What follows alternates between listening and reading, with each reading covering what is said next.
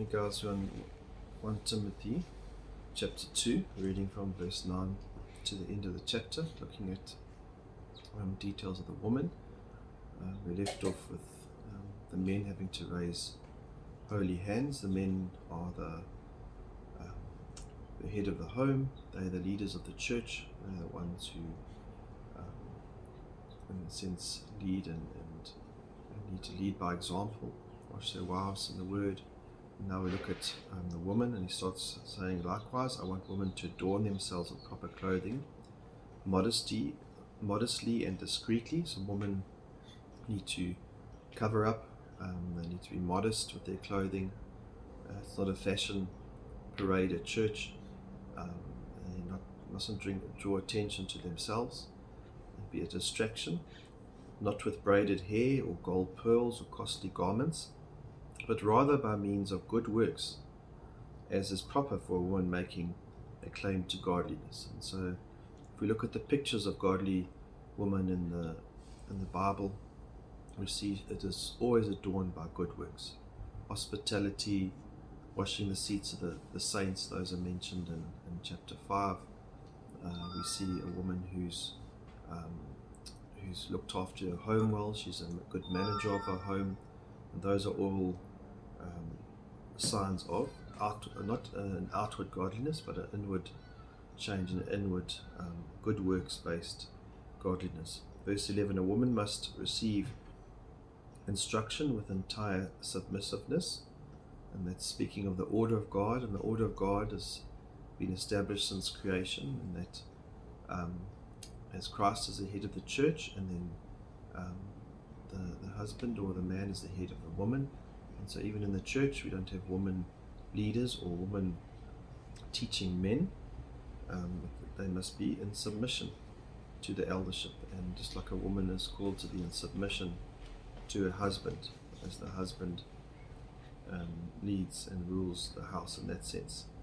Verse 12, but I do not allow a woman to teach or exercise authority over a man, but to remain quiet. And we see that word quiet repeated throughout the scripture with one of the characteristics of a woman, and very clearly here she doesn't have authority to teach a man. She can teach other women, she can teach children, but she cannot teach. So she should never be preaching from the pulpit.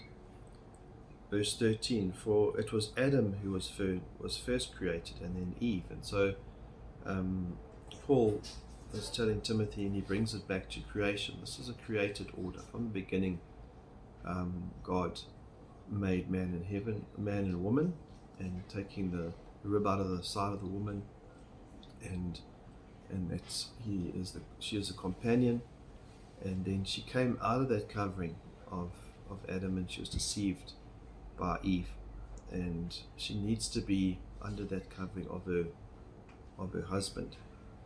And it says, and it was not Adam who was deceived, but the woman being deceived fell into transgression. And as we know, the result of that transgression, that sin, resulted in pain in childbearing. And the result for Adam, obviously, was he had to toil the ground. But through childbearing, Eve received the curse of that sin, and she was led into sin. But it says in verse 15, woman will be preserved or saved through childbearing, through bearing of children.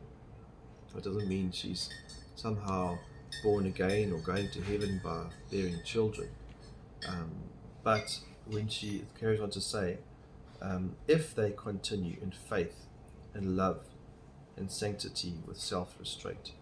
And so if they continue in those good works, in that faith that God's called them to, in what 1 Timothy says, bearing children and managing the home and teaching children, that stigma of the curse will be removed, because she has the ability now to bring up godly children and to change the next generation.